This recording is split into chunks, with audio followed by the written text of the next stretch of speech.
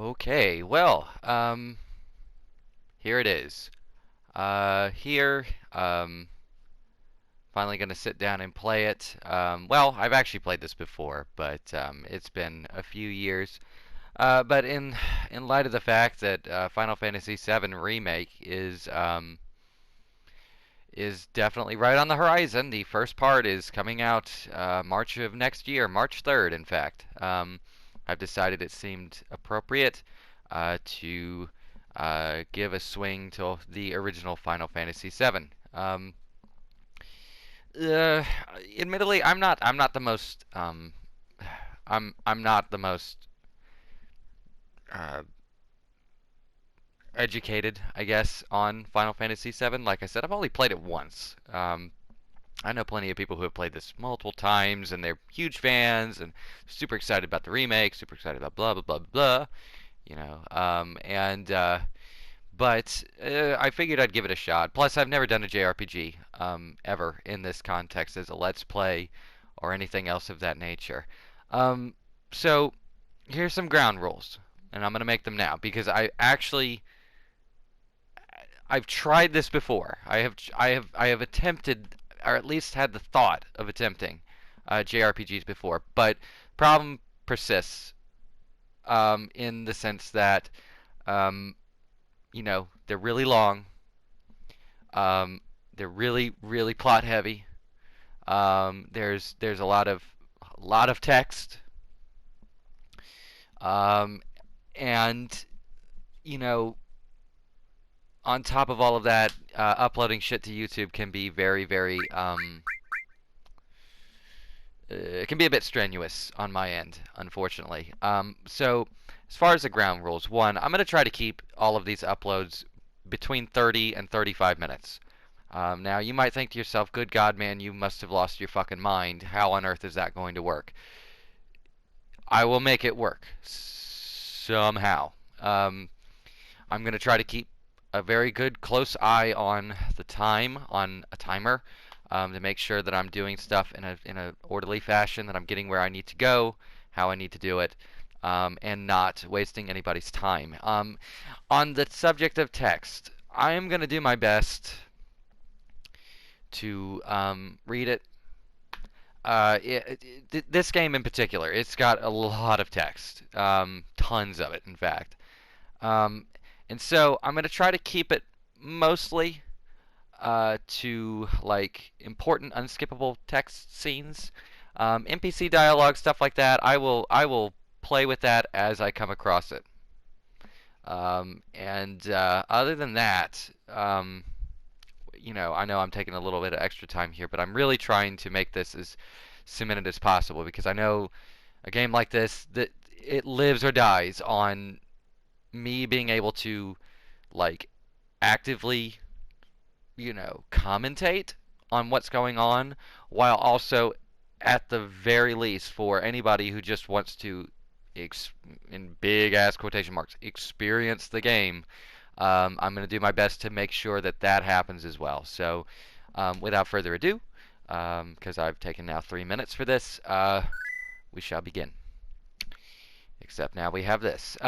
Okay. And we have, wow, we have a 3 times speed option, battle boosts, and no encounter. We're not going to use any of that. Not to say I don't like it, it's just I'm not going to use that. I don't dig on that usually.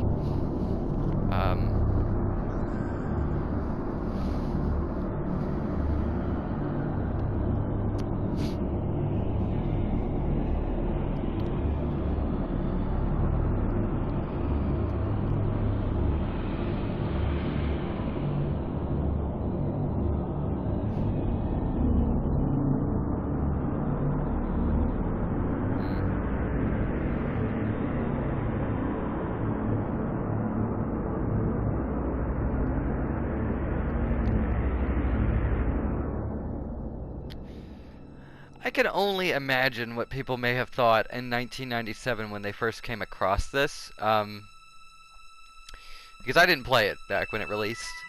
So like these FMVs, I like them; they're charming, but I really have a hard time. I have a hard time connecting to the fact that I'm looking at this in 2019 versus somebody who was looking at this in 1997. It is impressive, though, I think. Definitely sets the stage, sets the tone. We've got our big urban environment. Sort of, I don't know, steampunk, cyberpunk? I don't really know what it's really going for more often than not. But there's the title. There we go. Final Fantasy VII. Copyright of Square Soft, I think. But it might have said Square. I think it said Square Soft there, or just Square. I don't know. I forget. I don't think they went back and changed that. But here we go. Game just kind of starts. It's just I always like, by the way, the because everything's pre-rendered backgrounds, so they can kind of play around with the 3D models too and kind of have a seamless transition, or, you know, at the time, seamless transition. As seamless as it's going to get, really. Also gotta love the music by Nobuo Uematsu. Very, very good stuff. Here comes Cloud, and we got Barret. Come on, newcomer, follow me. Got it. Can do. And immediately thrust into a battle. It's a really good way of opening a game, I might add. It gives you a full, kind of a interesting little vertical slice of what to expect. Like, this is the game in its entirety. FMV cutscenes, pre-rendered backgrounds up the ass, you know, classic style JRPG, you know, battle system. You get it all within the first, literally like the first 2 minutes of the game.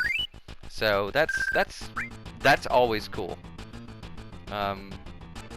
You know, pacing's a big deal with JRPGs for me. I don't like the ones that seem to take forever to get going. So this one just kind of just goes. All right, we're meeting Biggs. Wow, you used to be a soldier, huh?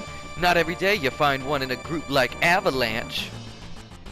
I suppose not. Soldier, aren't they the enemy? What's he doing with us in Avalanche?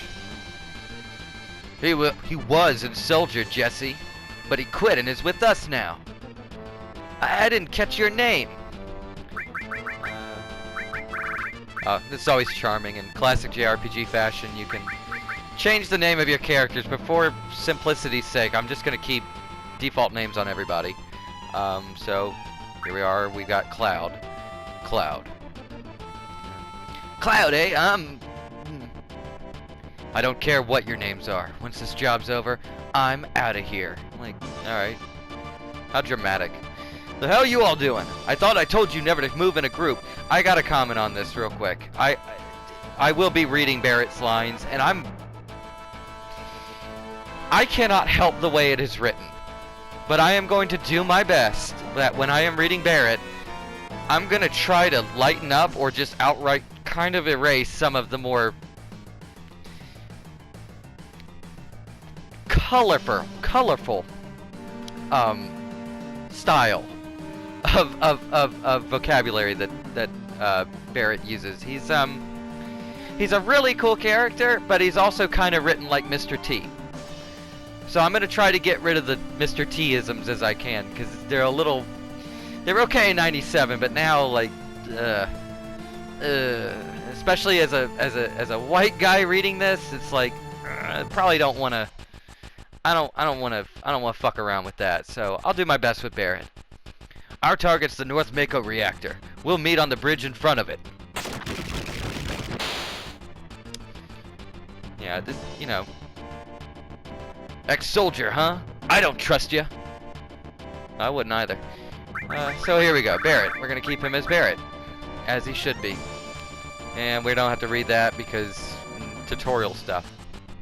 But yeah, we're gonna try to lessen the impact of that, because judging on what Square Enix has done with Final Fantasy VII Remake so far and the footage they've shown, and just kind of seeing how they've handled Barret in it, I'm very happy. He looks amazing. He looks fantastic. I love his like updated design. His voice sounds great. His dialogue sounds like natural and not Mr. T-ified. And he just seems really cool. So we're gonna try to reflect that a little bit as best as we can. Not trying to make a huge federal case about it, but it's just, you know, I try to be a little more understanding with regards to how certain characters are presented, especially in this game. This game in which we're going to have a situation where the word retard is used unironically, so we're going to have fun with this. But that's not to say I hate this game. I absolutely love this game, all things considered. Like I said, I've only played it once, and I'm not the biggest expert ever on it, but the first time I played through it, I really enjoyed it. I like the narrative, I love the characters, as I think anybody would. In most Final Fantasies, usually that's kind of the big selling point.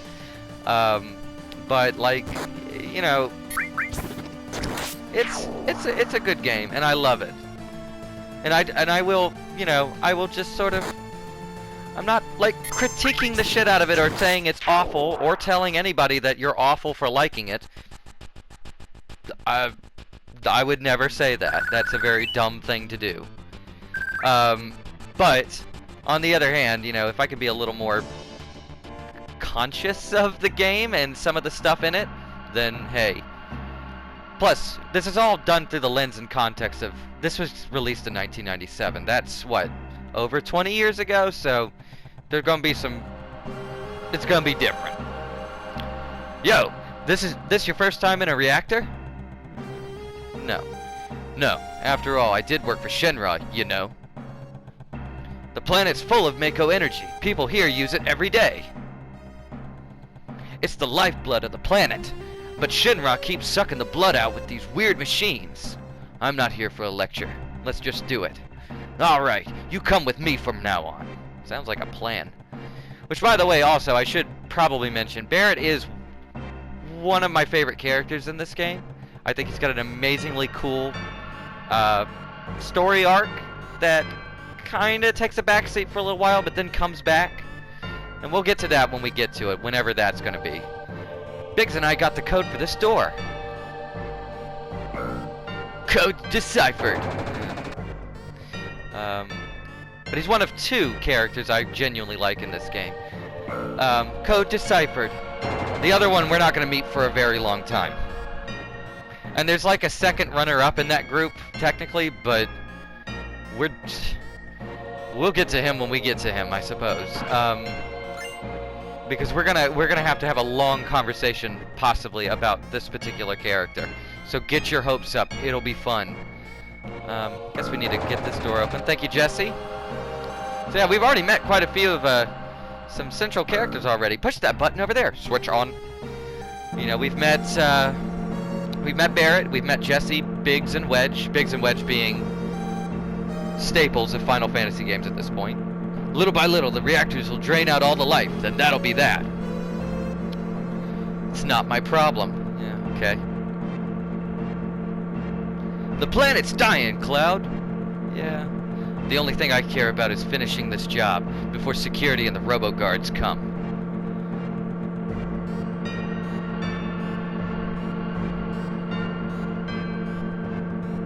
And that's that. Barrett's just getting kind of pissed, and Cloud's kind of acting like an ass, I guess. Kinda, again, like really good, just quick, simple, straightforward characterization. It's all, you know, it's all very, I don't want to say iconic, but I guess that's kind of what Square Enix goes for a lot of times with their characters, is they want iconic images, iconic personalities, and in this way, I think the game does really succeed for the most part. I mean, you get a very clear understanding, like, you know, oh, Cloud's this sort of mercenary badass, and Barrett's kind of hot-headed, but he's also like kind of righteous in his own way, and you know, you're getting this sort of very quick characterization. Whereas nowadays, I mean, like, you know, it's not that it's necessarily better or worse, but like nowadays it would be a lot more, I guess, drip-fed would be the word for it. It's a lot more, it would be a lot more spread out, I guess would be the better way to put it. You know, because, you know, every game's got to be 40 fucking hours these days, but okay. So she's just gonna say that. I thought she had more interesting things to say.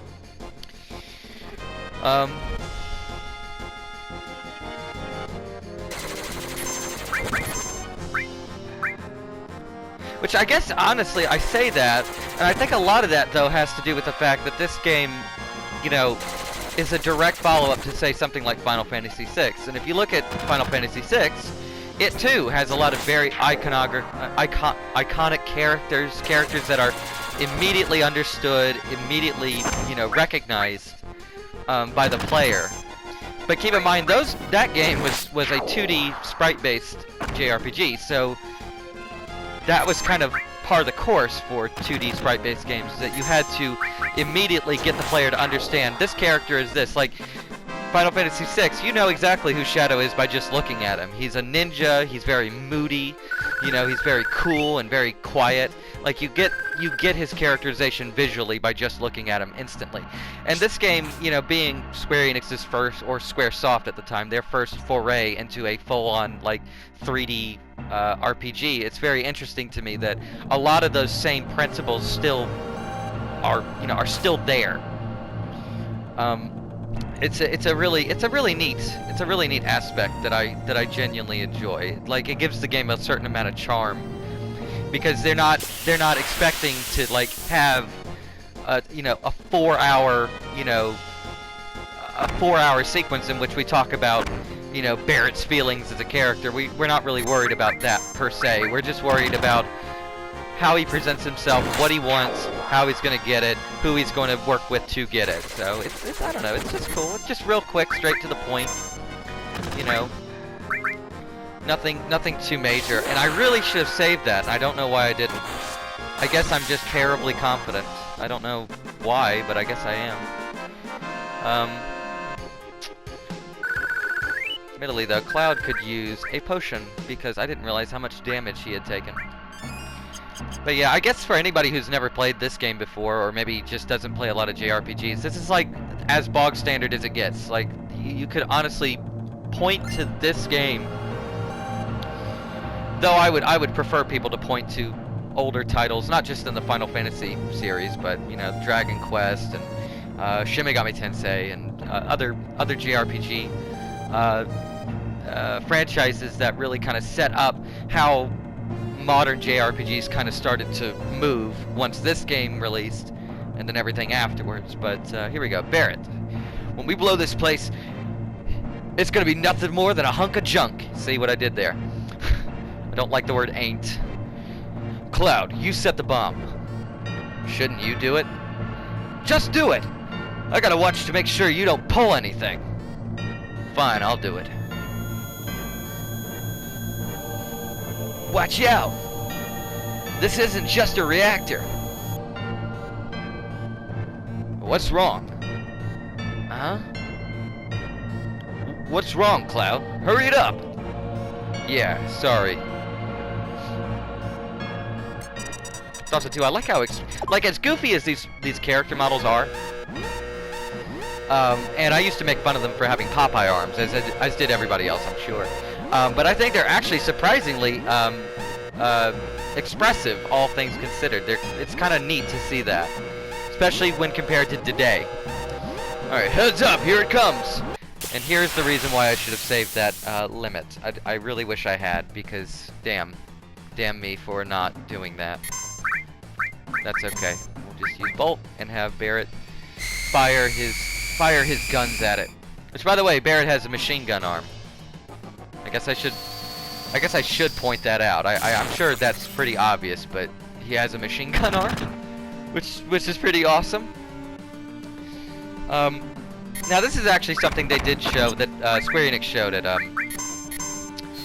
E3 this past week, with regards to the Final Fantasy VII Remake. They showed this whole boss fight, how it plays out, how it looks in game and stuff, and it looks really cool. Obviously, it's a little more, shall we say, dynamic than what you're currently seeing here. But I still think this has its pros. I like this. It's just your, again, bog standard JRPG boss fight. But I mean, there's nothing wrong with that. I rather like it. So, obviously the remake is going to be considerably different in many respects, but I mean, the fact that they're staying as true to the original as they are is pretty impressive. Like, they even have a point in the E3 demo they showed off. Yeah. Yeah, so okay.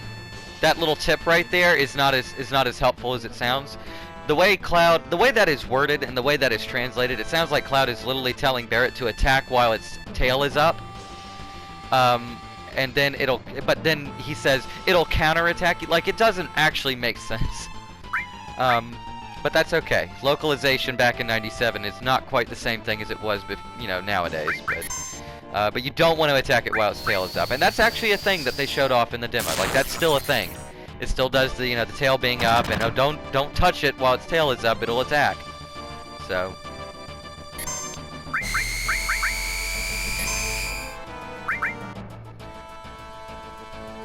Pretty simple boss fight, though. It's not a whole lot to it, especially if you just pay attention. And if you already know the tail thing, you should hypothetically get through it without really taking much, if any, damage. You want to keep using Bolt, because that's... I believe it's super effective against the thing, or not super effective, that's Pokemon talk, but like, it hurts, it does extra damage, it's weak to it. I guess that's the proper phrase, it's weak to it. There we go. That was that. So we got the Scorpion beat, and hey, both of our guys leveled up. Awesome. And I got an assault gun for Barret. Nice. We should probably get going. Come on, let's get out of here. Yeah, good idea, Cloud. 10 minutes to detonation. Now, first of all, because if I don't do it now, I'm gonna forget to do so later. We're gonna go ahead and give him an assault gun. Kind of a big thing about this game, again, it's a game from 1997, and we're probably gonna see me mess up in terms of like item management quite considerably throughout the game. Mainly due to the fact that this game doesn't take into account everything that could happen at any given moment with regards to item management, and we'll kind of talk about that when we get to it. But just as a forewarning, or fair warning, I should say. Okay.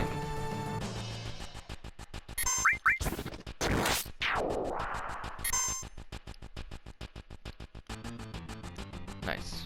Okay. Now you can quickly get the hell out of here, because we are on a timer, unfortunately. And for the longest time, in my previous playthrough on PC, actually, is where I initially played this game, I always thought that was a door you could go through. That always threw me right the hell off every time I would do it. Okay. And so actually, here's a funny hint. I've actually got a previous save file that I'm just going to outright get rid of. Reason I had that, I was mostly just doing, this is going to sound really stupid, but before I started doing this, I figured I would do kind of a slight refresher on this game, because it has been several years since I last played it. And I remember kind of bigger details, but not so much like specific stuff. So, yeah,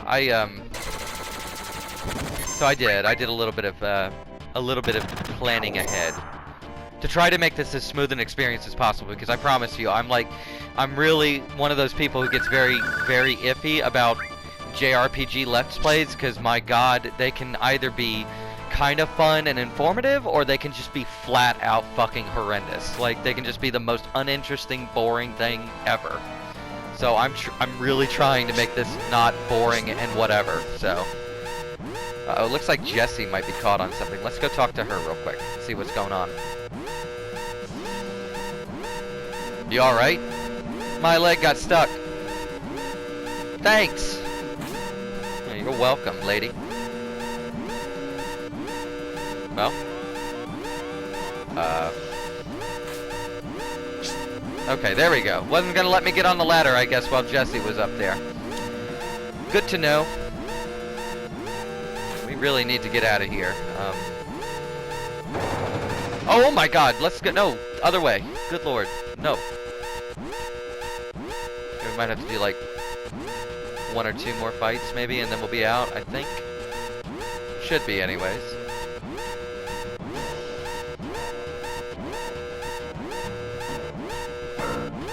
Switch on.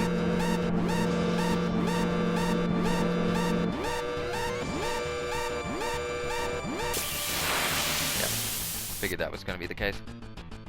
Damn, I feel like I'm cutting it close on this.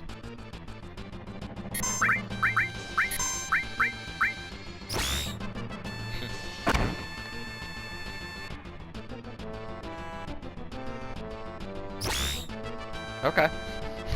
I was kind of what it's like the turret had to think about it before it did anything. Like, wait a minute.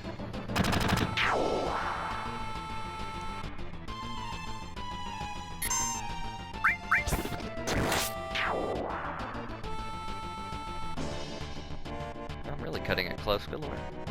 Well, not really that close, but I think anybody watching would understand where I'm coming from on that. Code deciphered. Okay. Code deciphered.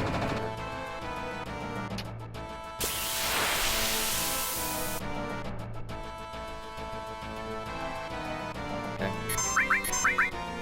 I'll be able to just take these guys out with one go, really. I take too much damage, apparently. I'm like below half on both of my guys. Like, wow. How on earth did that happen? Okay, we're almost done. Now we get to go see what Wedge was up to. There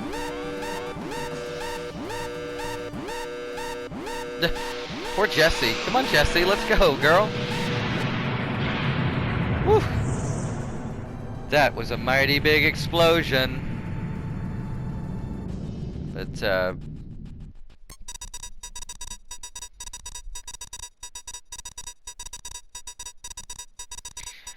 that should keep the planet going, at least a little longer. Yeah.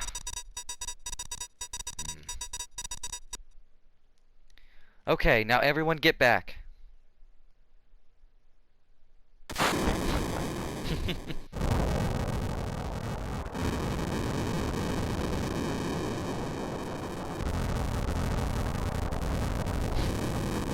Oh, Wedge. You poor fool. Alright, now let's get out of here. Rendezvous at Sector 8 station. Split up and get on the train. It's pretty... Hey! If it's about your money, wait till we get back.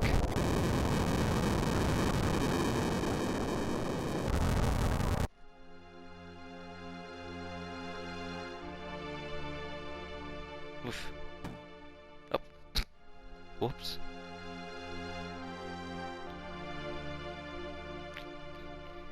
Excuse me. No, I'm not gonna do that. I have no idea what this one should sound like. Excuse me. What happened? You better get out of here. Really? I don't know what's going on, but all right. Wait. Oh, wow, I didn't know you could just do that. Huh.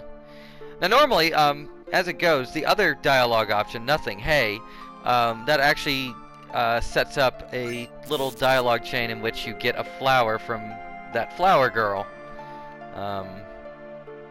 Hey, you there! Later. Oh, shit. Later. Oh, I don't think I get the... Oh, jeez. Later!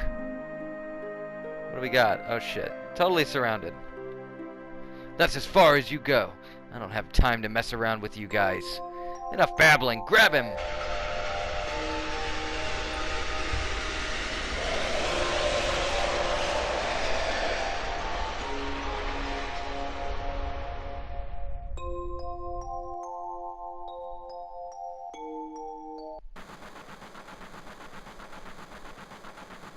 Cloud never came. Cloud. Think he was killed? No way! Cloud.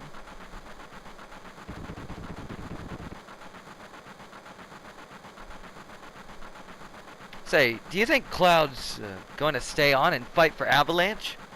How the hell would I know? Do I look like a mind reader? If you all weren't such screw-ups. Hey, Barrett, what about our money? Nothing, sorry.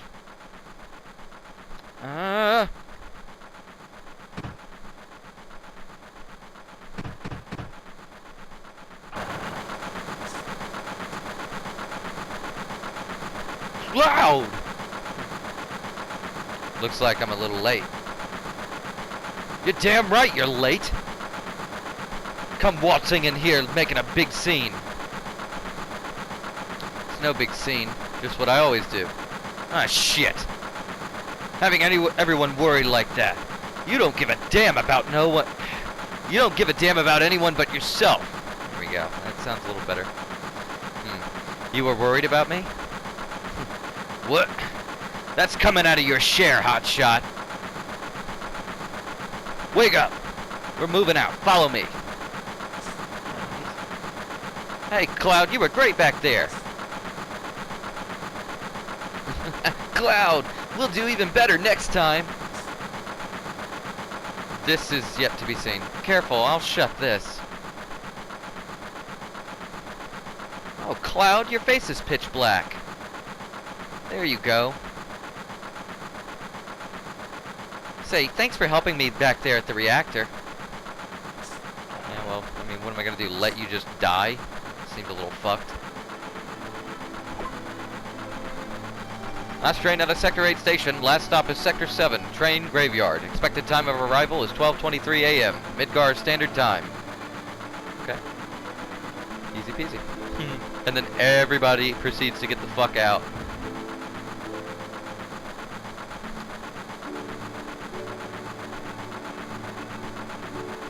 This is why I hate the last train. Oh boy!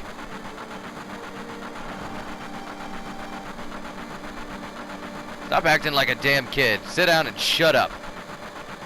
This train hasn't switched to security mode yet. I'm sure that will change by tomorrow. Someday Avalanche is going to be famous, and me too. Alright, and what do you got, Jesse? Hey, Cloud, you want to look at this with me? It's a map of the Midgar rail system. Let's look at it together. I'll explain it to you. I like this kind of stuff. Bombs, monitors, you know, flashy stuff. Okay, it's about to start. This is a complete model of the city of Midgar, and it's probably used for the FMV stuff. It's probably it's probably like a wireframe model of the model used in the FMV. I wouldn't be shocked. It's about 1/10,000th scale. The top plate is about 50 meters above ground. The main pillar supports the plate in the center, and there are other support pillars built in each section. Whisper, whisper. The number 1 reactor we blew up was in the northern section. Then there's number 2, 3, all the way up to the number 8 reactor. The 8 reactors provide Midgar with electricity. Each town used to have a name, but no one in Midgar remembers them. Instead of names, we refer to them by numbered sectors, and that's just how things turned out. Whew, look what's next, look! This is the route the train is on.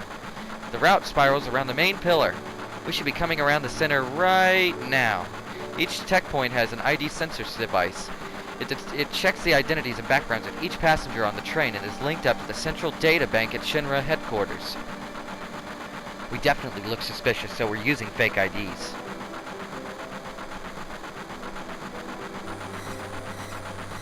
Speak of the devil. That light means that we're in this ID security check area. When the lights go off, you never know what kind of creeps will come out. We're almost back now. What a relief. I guess. Look, you can see the surface now. This city doesn't have any day or night. If that plate weren't there, we could see the sky. A floating city. Pretty unsettling scenery. Huh? Never expect to hear something like that out of you. You're just full of surprises. The upper world. City on a plate. It's because of that fucking pizza that people underneath are suffering. And the city below is full of polluted air. On top of that, the reactor keeps draining up all the energy. Then why doesn't everyone move onto the plate? I don't know. Probably because they ain't got no... Excuse me. Probably because they don't have any money. Or maybe... because they love their land, no matter how polluted it gets. I know. No one lives in the slums because they want. Want to. It's like this train. Can't run anywhere else except where its rails take it. Lord, we're getting all sorts of poetic on this shit. Like, goodness gracious.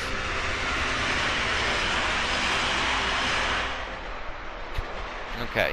Should be hitting a save point here soon, so we're gonna call it at that. When we hit that save point, that'll be part 1 of what is to be probably an extremely long playthrough. So be ready for that, because it will be no peanuts. I guarantee you. This is going to be a very, very long playthrough. Just as Yoshinori Kitase, executive producer of FF7 Remake, says this week that he's not entirely sure how many parts the remake's going to be. I have no fucking clue how many parts this is going to be. This could be stupid long, so just be prepared. Yo, get over here, all y'all. Or all ya. All ya. It's like an Abe from Abe's Oddity. All ya. Hey, all ya. This mission was a success, but don't get lazy now. The hard part's still to come. Don't all of you... Don't be scared of that explosion. I don't really understand that. Well, I guess the y'all's okay. Because the next one's going to be bigger than that. Meet back at the hideout. Move out.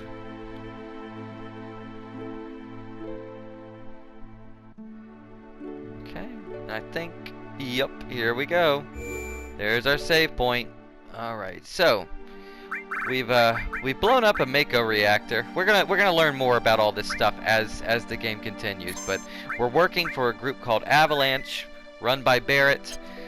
We're ex-soldier. We're having a lot of terms and stuff thrown our way, but we're not 100% sure what they mean. So, in the next installment, I'm guessing that I guess you can look forward to Cloud getting paid, because that's all he wants to do. He wants to get paid for his job.